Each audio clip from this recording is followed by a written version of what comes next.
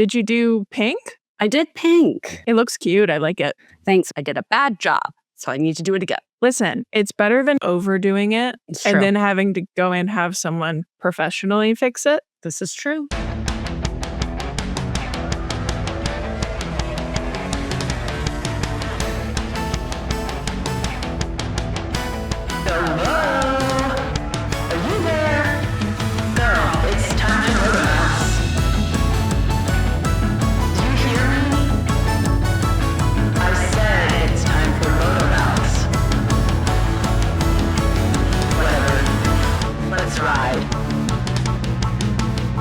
Welcome to MotoMouths, the podcast for MotoGP, motorsports, and more. I'm your host, Zoe, and happy International Women's Day. I'm your other host, also named Zoe, and I actually have beef with International Women's Day. Why? Because we lost an hour. International Women's Day is 23 hours long, and I think that's misogynistic. But it doesn't always fall on daylight savings. Well, it did this year. It did this year. And you know I love a hill to die on. That's today's hill. You do. The funny thing about daylight savings that I say every year is like, I don't think I'm somebody with seasonal affectiveness disorder. I actually think I have like reverse sad because we're both really super sensitive to heat and don't like being outside in this heat. That's still seasonal affective disorder. Not regular. But then it's light out at 6 p.m. and I'm like, wow, is this what being alive feels like? Is this like what will to live feels like? I was walking home at like 5. And I texted my friends like, wow, 6 weeks ago it would be pitch black right now. Okay, so no race this week in MotoGP. Yes, no race. We also don't have a race this upcoming week. So we're in a real just pause for MotoGP right now. We're back in Brazil on March 20th, the weekend of March 20th. So we have some time off, which means we get to talk about other fun stuff. We do. Speaking of other fun stuff, Marc has discussed his retirement plans. Oh I don't want to alarm anyone. She says to herself in the mirror, hey, you know what? Like Ilya Rozanov, like, fuck this shit. I need to go out. My roommate in pajamas ordering room service. Okay. Tell people. Okay, so he basically said, listen, I am still a rider. I'm focused entirely on being a motorcycle racer. When you're competing like this, that should be the only thing you're focused on. And he goes, but, you never know in the future. I know that MotoGP and motorcycles are part of my life and will remain a part of my life. His first memory, if you've watched his documentary, is falling off a bike. Which is so fucking apt. Which is crazy. But he was asked, are you going to maybe buy a team? And he goes, I don't know. You never know about the future. Coy. Maybe. Call him a fish because he's coy. Anyways, if I had to think seriously about Marc retiring, I think I might actually jump out of the window. And I live on the 14th floor, so don't do that to me. Wow. A couple other things from an admin perspective, due to global events that are developing and also fucking insane. We might not be racing MotoGP in Qatar this year. It is the 4th race of the season. It will be in April. That is very soon. Yeah. So, listen, I don't want to get into like geopolitics, but I think that maybe we should all just like reroute for a little bit. Yeah, I think that's what some people are also thinking. There are rumors flying around, but I assume we'll find out very quickly. In happier news, Enea Bastianini is engaged. Congratulations, Enea. Yeah, like very cute. Good for them. Happy for them. Ring looked lovely. They looked happy. All you can ask for. Luca Marini is making what I don't know if I would classify this as a play. A ploy. I don't know if I'd classify it as that either. But someone specifically asked him, like, oh, do you think manufacturers should be interested in signing you because you're the person who essentially has brought Honda back into the playing field? And to paraphrase, he said something along the lines of, well, yes. Yes. Well, yes. And that's really all I can say. I think anyone should be interested in Luca Marini right now. I agree. I don't want him to leave Honda because I do think it is a really nice fit and he is learning Japanese. No, I know. But Yamaha also speaks Japanese. That's true. I forgot about that. I mostly think of Yamaha as a piano manufacturer. They do a lot of stuff. They do so much. They do everything. Also, Honda does too much. during the Olympics when they had their commercials going. And I'm like, why are you guys sponsoring skiers? Michaela Schifrin doesn't have an engine. Yeah, I think it's couldn't tell you actually. I don't really know why, because like you can make the argument of like, why is Red Bull sponsoring? But it's like Red Bull athlete sponsorships actually make a lot of sense for the company. Well, it's their entire brand. Right. I don't really know why Honda's doing it, because in those Olympic commercials, they have like some of their dirt bike athletes, and then they had like a rally car in it, and then it's like skiers. Yeah. I feel like you could make a play for like the luge, because that's all about like aerodynamics and like speed. I think you could also make a case for speed skating. Speed skating, I was going to say the bobsled is a really good option in terms of strategy for Aston Martin. Okay, put a pin in that. We'll circle back. Let's circle back. And there's one last thing for MotoGP I want to talk about, and that is contract commentary. It's contract time. So remember how during test season, we were getting news about contracts hard and fast. We were getting rumors like crazy. Do you remember? I think it was Alex Marquez who said we were going to find out all of the contracts. Everything would be tied up and settled before we went officially racing at Buriram. He said not only would we know about his contract, we would know about everyone's contract before we went racing in Buriram. So none of that's happened. No. None of that has happened. All men do is lie. All men do is lie and eat chip. Eat hot chip and lie. Exactly. We don't know anyone's contracts. We got nothing. It's been 2 weeks now since the time we were supposed to know. I don't even think Mark has signed anything. No. No one signed anything. So what's the truth? What is going on in the House of Commons is what I want to know. First of all, it was a banana statement to say in the first place. For himself, let alone the entire rest of the grid. When was he appointed Speaker of the House? Speaker of the House? Mm-hmm. Questions I am dying to ask him. At this point, it's like Alex Marquez, we are waiting and we're watching and we do have a stopwatch. The clock is ticking. Yeah. Time is running out. And that's that on contract commentary. That's it. We have nothing to fucking comment on. We don't on. have anything to comment on because everybody's a liar. Oh, I did see there were reports of Pedro Acosta going in having lovely chats with Gigi after the race weekend in Buriram. They're courting. Yeah. And that's that. Yeah. There's not really much else to talk about in the world of MotoGP because they don't go at a relentless pace like some other motorsports. Oh, I mean, Mark did just recently adopt a dog. That's true. That's big news. We also haven't talked about the fact that I think he's sinking into a deep depression because Alex moved out. Yes. I'm concerned. We're going to do a wellness check on Marc Marquez. No, we need a wellness check. His brother moved down the road and he is depressed about it. Yeah. And Alex's new place is, this is a direct quote, a 5-minute walk away. They walk their dogs together every morning. Yeah. But he is like, I'm not joking. Like I think he's struggling. I think he's really struggling. And Gemma, his partner, is in Paris and has been for quite a few days for Paris Fashion Week. You think she met Hudson Williams? No, unfortunately. Sad. I don't think their schedule's like aligned. Anyways, so hopefully he pulls out of this soon because we can't have 2 Ducati drivers in the throes of depression. No, we can't. No. We barely got through last year with one. We can't have 2. We can't. What's his dog's name? Turco. Does that mean something? Well, he picked it with AI. I think that's the worst thing you've ever told me about Marc Marquez, and you've told me a lot of things about Marc Marquez. Yeah, listen. Nobody's perfect.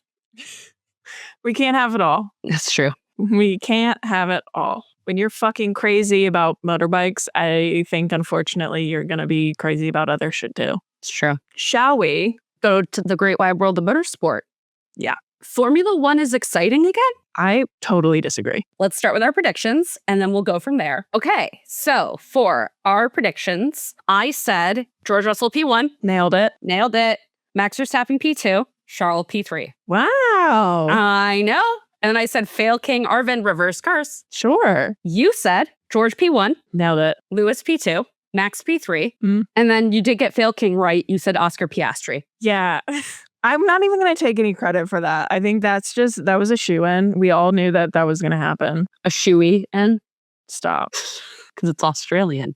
Yes, I picked up on the joke. Speaking of shoey-in, Max Verstappen, driver of all time, went into the wall in Q1. Oh, and he was pissed about it. I think the universe thought that Daniel was driving. Yeah, I mean, I think that's a fair assumption. The universe said, let me break your hand again, Yeah. you little bitch. The funniest thing about that is he still didn't start last on the grid. Yeah, that like I was watching qualifying with a friend and we were really upset, obviously. And then I got to the end of Q2 and I was like, wait, he's not starting from the back of the grid. This rocks. I know. All hope is not lost. And it's like, listen, with Max, all hope is never lost. This is true. This is true. There are some other things that I want to talk about the early part of the weekend. There's a snitch. We need to talk about the leaks. So there was a driver's briefing, as there always is. Apparently, this driver's briefing went on for quite some time because the drivers are all pretty unanimously not happy with the new cars. They all say they suck. They're not fun to drive. Max is especially pissed. And Max has been saying this for years. Max has been saying this since 2023. And whether he's right or not, I don't know. But the fact that I know that this is what the driver's briefing was about and what it went late into the night about is not good. And the drivers are not happy. Well, I think we often know what the driver's meeting is about. Like, let's be honest. Sure. We often get signs or get comments about the driver's briefing, and it often comes directly from drivers. And it's not like they do like a press tour. Yeah, it's not like they get into the press pen at any point in the weekend and are like, here are the minutes. Mhm. But they will make comments about like, oh, this came up in the driver's briefing. Like, we've talked about it. Carlos and George have occasionally mentioned things that like as drivers, they have talked about in the briefing because they are part of like the leading body of the GPDA. So like we have every now and then gotten insight into it. But I do think this is different in that the way this leak happened and therefore the tone of the coverage is not information sharing. What happened is that the leaks made a point of talking about Max Verstappen's language. That is the center story of what's going on in like the quote unquote leaks from the driver's briefing. That he used strong language in describing his displeasure. He was cussing a lot, apparently. As he is wont to do. Also, like, I don't care. Like, why is this? Nobody cares. And I think that's the issue when it comes to like this situation of Max's like serious frustration. He's been talking about this for years since they got the new like bones of the regulations back in 2023. I think he stands 10 toes down on like any negative thing he's saying about these regulations. I don't think I necessarily agree with him about everything, and you don't have to, but he's fine with people pushing back on his beliefs and like his opinions on the regulations. Right.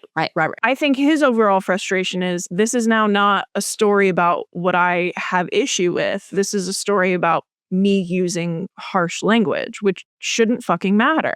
It shouldn't matter. It's also sport. It's also just, we're adults. He's not in a corporate 9-to-5 job. Also, even in corporate 9-to-5 jobs, people swear all the time. All the time. And I think that's the issue with the leaks right now is that it's being characterized more as like a Max Verstappen is a dangerous individual. Like, obviously, that's a harsh exaggeration, but like that's where the story is going as opposed to saying Max Verstappen feels very intensely about the direction of the sport and wants to make sure it's going in the right direction. So McLaren was definitely behind them. I think it was George. The way that it's framed about Max, I think that it's George. Yeah, I could see that. If this leak, which I believe is more focused on an indictment of Max's behavior as cloud cover to distract from his legitimate concerns of the regulations, who benefits from that?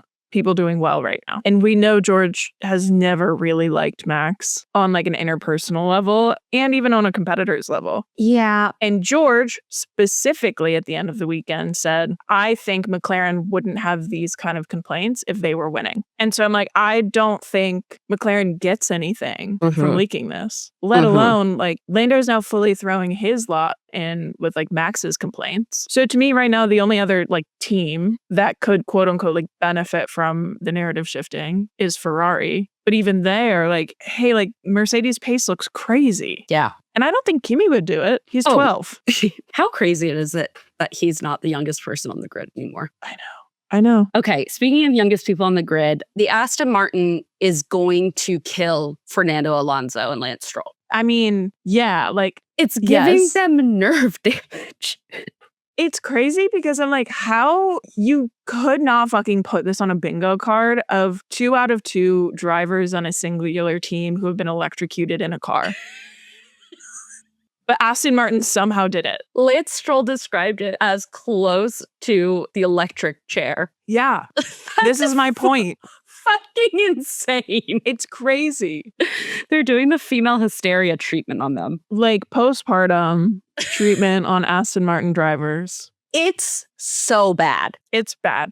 And here's my thing, is the Aston Martin looked fucking slow. Like, Yeah. it looked slow all fucking weekend. Like, it's not just that it's going to kill Fernando Alonso. Also slow. It's not only going to kill, maim, and destroy Fernando Alonso, it's also just slow. Very slow. Aston Martin and Newey are now blaming Honda. Sure. It's crazy, though, the things that they're saying. Because if the things that they're saying are true, it's a huge story. What are they saying? Newey has said that Honda essentially lied to them. Okay. Saying that, like, things were getting done, or these were the specifications, or these were the results of tests, and it was all manufactured. Newey's also said that engineers that they had, like, met and talked to and were told that they were working on this project suddenly, like, disappeared and weren't on the project, and they were never told. God. Well, what's so crazy to me is that, like, there are 2 teams on the grid this year. 2 new engine entrants on the grid this year, Red Bull and Audi. Red Bull, Who is Audi taking?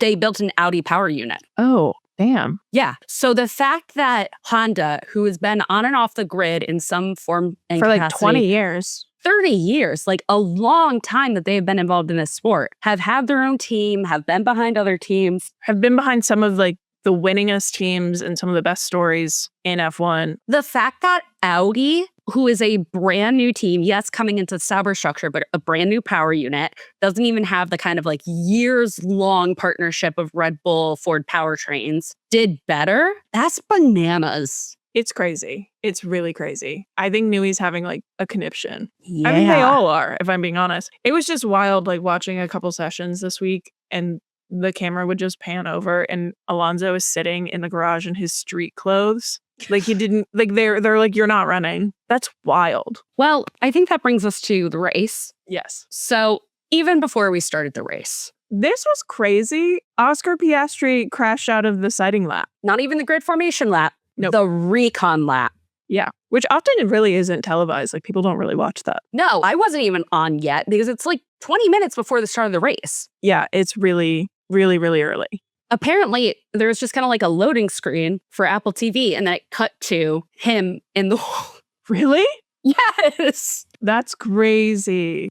Yes. So, what a curse. What a curse indeed. That's crazy. Do you see what Oscar said about that crash? What did he say? He said he had an unexpected additional 100 kilowatts of energy being deployed at that moment. Like, he also was like, I'm obviously partially to blame for it. I was driving the car. That's fucking insane. But that's why the impact was so crazy. Because it didn't really look like the impact should have been as big as it was.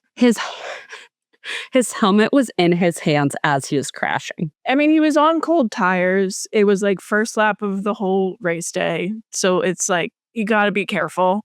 But the additional energy is crazy. Fucking insane. That sucks for him. This means, The curse continues. so lights out and away we go. This start was fucking insane. There was at least one stall out. I think it was Hulkenberg. Probably. Multiple cars couldn't get up to speed. There was something about the light going out really quick. Charles said something about that in Parc Ferme at the end of the race. It just like, I don't know. I was sitting there watching with my friend and we both kind of were like, that looked really bad. See, I feel completely differently. My jaw was dropped open because I was shocked at how quickly the first 5 cars got off the line, Kimi had a horrible start. minus Kimi. George didn't even have a great start. This is what I'm saying. Where Charles, and he said it, I think, on a radio where he was like, this felt like Mario Kart. He was fucking fast. He off was. the line. And Lewis, too. Arvin got up to P2. Yeah, Arvid had a great start. But this is my point where it's like the whole thing I think just looked bad. It looked like half the grid was caught unawares. Did you see Franco Colapinto's save? Yes, That that's was- crazy. that was That's crazy. my point. And I'm more concerned whether or not that will be consistently how things go, or if it's just like first race weekend. First race weekend and also Melbourne. Yeah, but like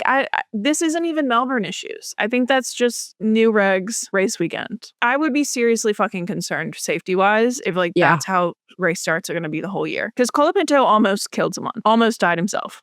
I'm serious. It's very serious, but also he did get a Colapinto and go penalty. No, that was actually really funny. So the race starts. It's immediate cat and mouse back and forth for Charles and George. Here's my thing about the back and forth. I think these regulations have accomplished what they set out to do, which is introduce more overtaking. I don't think they're doing that in a way that is actually because of the driver. I think it is a function of how the cars are working, not because the drivers are like on a more level playing field. Because the whole point is that then you have to essentially like to recharge the battery, you have to slow down. And the person behind you has an overtake button and they can just zoom right on past. This is my issue with it, where it's like if Charles and George were having an actual fight where it's the two of them psychologically car versus car battling it out, I'm far more interested in that instead of a fight back and forth for 10 laps where they're both just managing a battery and overtaking the person in front of them as they manage a battery. I don't think that's interesting. I think if you watch what happened between Charles and George a couple of different times throughout the race, and you don't understand a lot of what F1 is about, you're like, wow, lots of passing and fighting. That's cool. I'm just not interested in a sport that is all about babying a car and a battery and then letting the guy behind you because you have to baby it overtake you. I see what you mean. I think the question that we will need to see play out is how substantially different is the concept of the overtaking button versus the end result of the DRS zone and DRS itself. I don't think they're the same thing because you can't look at DRS and compare DRS to overtake button plus battery management because that's the issue here, in my opinion. I'm thinking about the fundamental end result of what you're talking about, like the lift and coast versus the easy boosted overtake, right? Yeah, but even in DRS, we didn't have the battery issue. Like, that's what I'm saying. You had battery management, but not to the level you have it now. Yeah. It is not, you're not shooting yourself in the foot during the DRS era to manage your battery. That's what's happening right now. Like the incident later in the race with Gasly and Ocon, where Ocon was going really slow and Gasly almost hit him, and then Ocon got like a driving too slow penalty. That was because there was battery management happening. Having an outside force like that involved in racing doesn't actually make it exciting for me. I guess my question is that, sure, I hear you. I hear all of this. My wondering aloud is we weren't fans when DRS was first put into effect. We weren't there when we started you're kind of there when they started the ground effect era. But like the sport evolves and changes. Yeah. And I wonder how much of this is just aversion to newness. Yeah. I think that's a fair question. Because you're also not the only one saying this. No, I'm actually one of many mouths saying this. Many mouths talking about this. So my thing, to answer your question, I think there is definitely always, you must consider the aversion to newness concept. But also, I don't think you can quite compare ground effect and DRS or those kind of things of its ilk to this whole like lift and coast battery situation. Like DRS, ground effect are all meant to open up opportunities, increase speed, decrease drag, et cetera, all benefits. The battery situation as a driver actively makes you more vulnerable. That's my concern. So that's why I think they're different. I guess what I think is I don't think that means it's not good racing. I think that it doesn't mean that it's not skill because it is a question of adjusting. It is a question of figuring out how to work with it. It is a sport of man and machine. This is like if a lion went after a gazelle with a broken leg versus a lion going after a healthy one.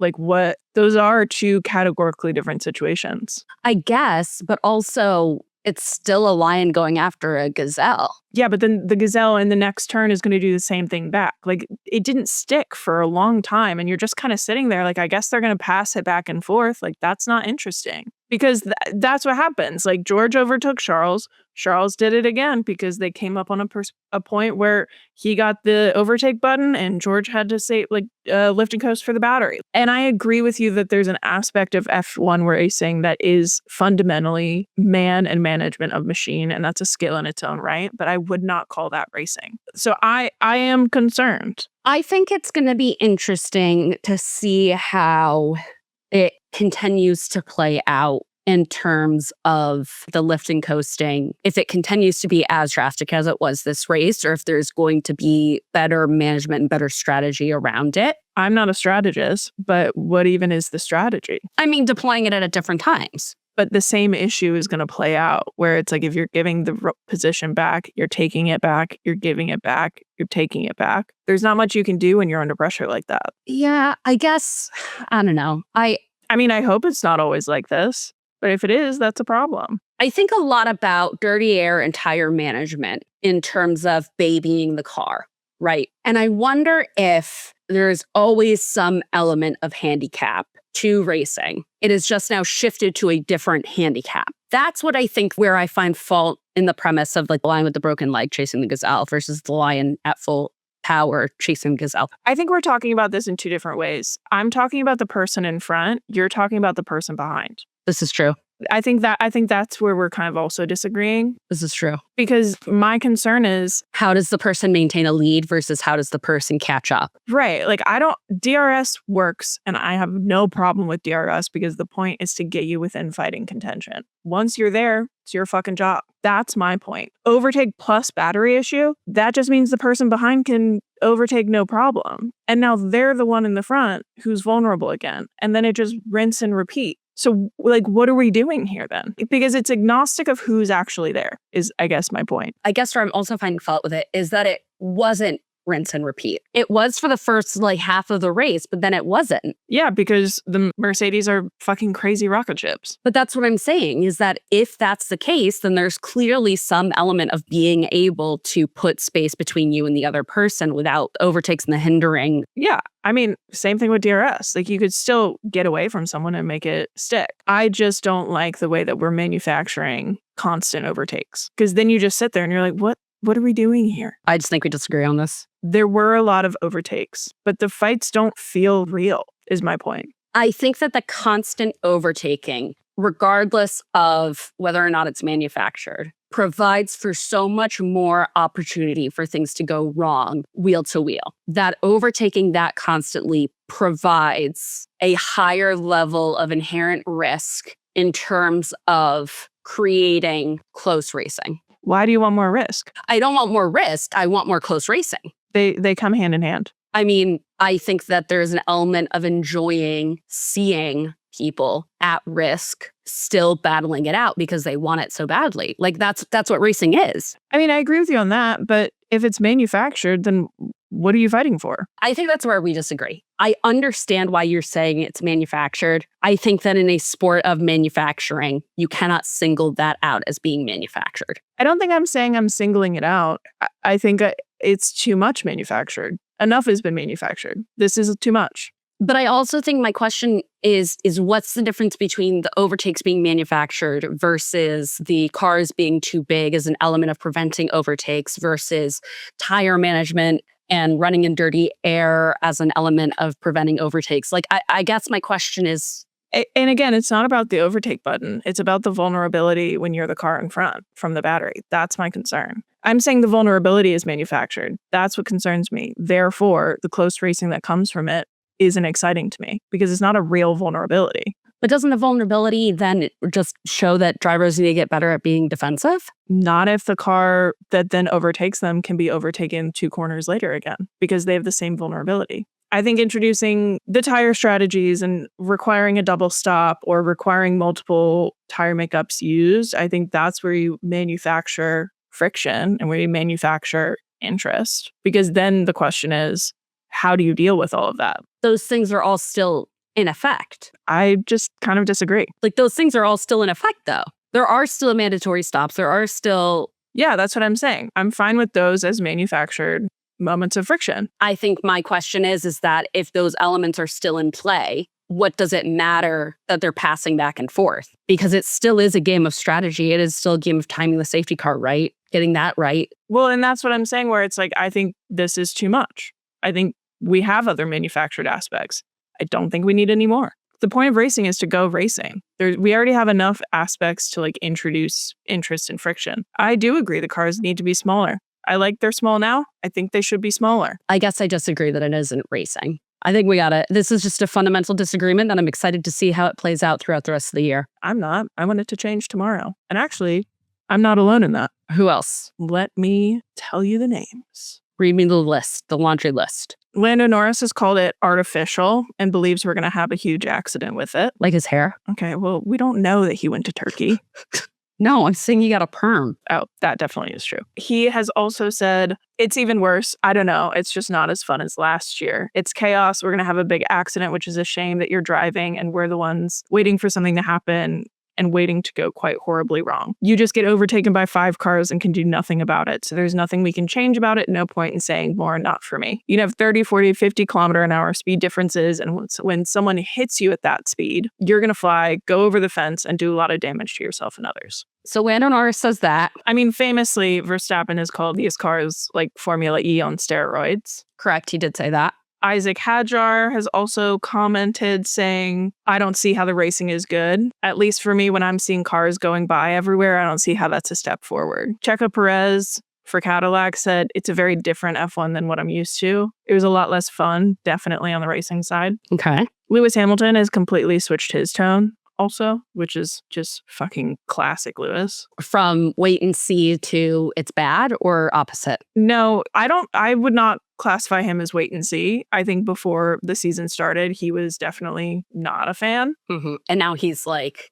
Now he loves them. Well, I can see why. Oscar Piastri has commented saying it's depressing. There are some fundamental things that won't be very easy to fix, and I don't really know what we do about that. Charles Leclerc said, and I think maybe the most cutting indictment, quote, I've known more fun. Great. So yeah. He's known more fun. Well, you know who did have fun? Fernando Alonso and Lance Stroll, who, much like Christ himself, were died and resurrected multiple times throughout this race. That was crazy. Seeing like Fernando Alonso retire, then come back 5 laps down, then retire, then come back 11 laps down.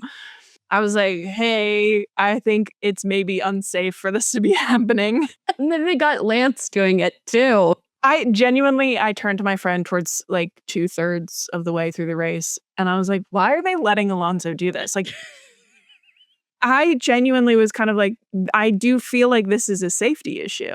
To welcome Checo back to the grid by emulating his Japan 2023 performance. Yeah, but at least they had a reason to do that. That's true. I don't think you can just do it for testing.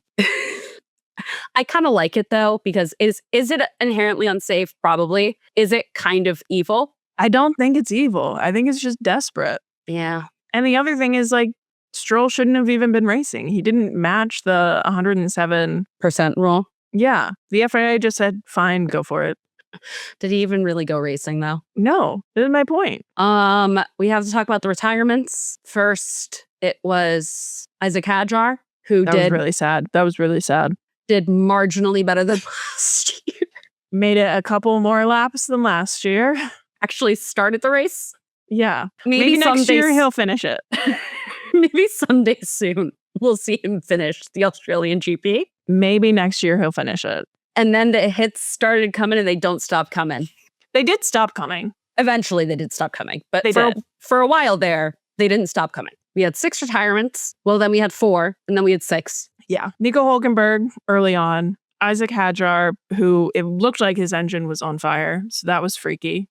He just said, it's all broken. And brother, we knew. Then it was Bottas. That's who it was. Yeah, it was Stroll, Alonso, Bottas, Isaac, Piastri, and Hülkenberg. So that was a tough one. Other things, Checo and had a mid-off. I don't even know if I'd call it mid, because guess who else was having a mid-off? Who? Ocon and Gasly. Yeah. They were having a mid-off. I don't know what the fuck Checo and were doing. A shit-off. Just fumbling down there. Sad.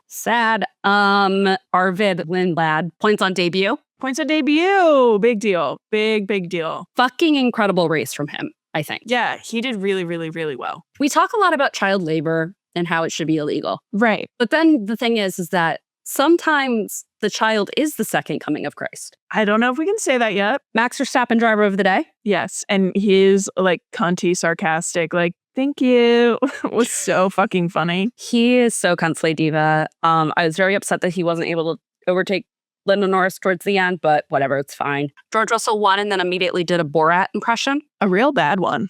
Real bad one is the thing. He is cringe, but he is free. Charles Leclerc and Lewis Hamilton looked happy, and that was unsettling. I don't know if I would say Charles looked happy, but I think he was pleased. Kimmy had a little great time. Love that for Kimmy. He had a rough weekend, so I'm glad he had a good result. Yeah. I fear, though, that this year, as Mercedes, if they continue in this kind of racing trim, I fear my low priority, simmering, mild dislike of George Russell Will flare. will calcify into something serious, because I am already feeling it. They were talking about him winning the race as if he was winning the WDC today. No, and it was annoying. They're like, he suffered in Williams for a year too long, Toto said, and he had entered Mercedes just as they were dropping off, and he has only won 3 races, and today, and it's like, Do I give a fuck? but also, brother, we got 23 more races. Yeah, which we might actually only have 22 this year. So Well- I don't think there's anything wrong with having a shorter season. You're great. We're going to make our predictions for China. We do. I'll go first. Okay, go for it. Lewis Hamilton, P1. Okay. George Russell, P2. Max Verstappen, P3. Okay. Fail King. Ollie Behrman. Alrighty. I'm going to go with a George Russell P1, Charles Leclerc P2, Lewis Hamilton P3, Okay. Kimi Antonelli Phil King. Sad. We'll see. He'll probably win it now. Also starting in China, F1 Academy. Oh, yeah. Season 4, baby. Let's go. Let's fucking go. I'm so excited. And then speaking of women, Yes. that brings us to the grid as ... which for the uninitiated is a moment in our podcast where we categorize a handful of riders and drivers from across the great wide world of motorsport as a person, place, thing, idea, and concept in honor of International Women's Day. I thought we could do the grid as women. Just women? Just women. Any woman? Any woman. Name a woman? Name a woman. Like they've been asking all the athletes. Name a woman. Name a woman, please. I'll go first. One is a woman that I admire very deeply. The other is a woman that I don't admire very deeply. Cool. Max Verstappen is Hillary Clinton. Okay. Everybody's always booing her, but she's right. Okay. Like, she's always right. Yeah. She's always right. George Russell is Margaret Thatcher. Go on. British. Yeah. Like, you gotta hand it to her, but she also is universally despised. Do I gotta hand it to her? Exactly. Do I? Conservative, antagonistic towards unions, despite representing one. These are my thoughts. As a fun little bonus, Charles Leclerc is Grace Kelly. Valtteri Bottas is Dolly Parton. Oh my God, yes. Just throwing that one in there. That's correct. That's correct. What about you? You ready? Just go with the spirit. Let the spirit move you. Is it crazy if I say George Russell is the Theranos woman? No, Elizabeth Holmes. I think Yeah. that's completely accurate, actually. Yeah. I think that's really, really accurate. Okay, so for MotoGP, I do think that Gigi Dall'Igna is Mother Teresa. Go on. I'm not gonna. Okay, I had to explain Margaret Thatcher. Well, that's because that was Margaret Thatcher. Okay. I do think, and I have said this, Marc Marquez is Taylor Swift. Yeah. There is like a deeply, deeply uncool Earnestness. hunger for success at the cost of everything else that both of them have. Yeah. And a deeply, deeply held idea and like fear of being misunderstood that they must combat at all times. Yeah. Famously, Mark making a documentary saying, "Hey, my life is really hard. Please don't yell at me." And they're the greatest to ever do it. I'm not going to argue with that one. I do think that, wow, I'm on a generational run right now. Valentino Rossi is Ruth Handler, the creator of Barbie. Yeah, okay. He's creating his own Barbies. I was going to say Valentino Rossi is Tyra Banks. Also her. I see it. I see it. I see it. Fernando Alonso is Hedy Lamarr. Sure. Hedy Lamarr was a gorgeous, beautiful movie star who also like invented Bluetooth and like the internet. And I just think that both she and Fernando Alonso have a special relationship with electricity. Okay. Luca Marini is Ada Lovelace. Okay. Ada Lovelace, for those who don't know, is the daughter of Lord Byron, and she is widely considered to be the first computer programmer in the world. Oh, I also kind of think Marc Marquez's Amelia Earhart took an insane flight into the air and then was immediately missing for a long time. Marc Marquez living among... Oh, I think Pecco is Queen Elizabeth II if she was a flop. Like heir apparent, but low-key kind of sucks at it. Of Queen Elizabeth II, who was the longest reigning monarch of all time. That's why I said if she was a flop. Lewis Hamilton is Beyonce, but that's just obvious. Well, yes. I think that's it.